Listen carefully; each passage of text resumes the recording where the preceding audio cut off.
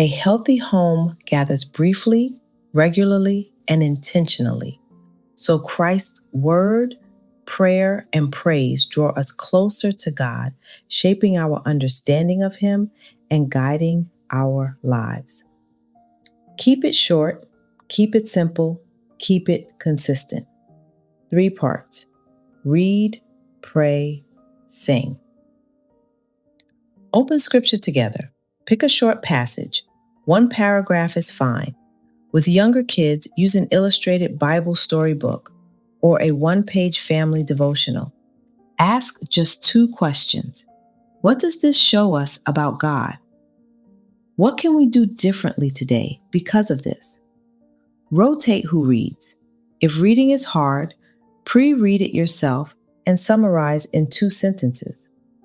Consistency beats complexity. Go around the table. Each person prays 1 sentence. Thanks, help, or sorry. Thank you for, please help with, I'm sorry for. Keep it age appropriate. If a child is shy, let them say pass or repeat after you.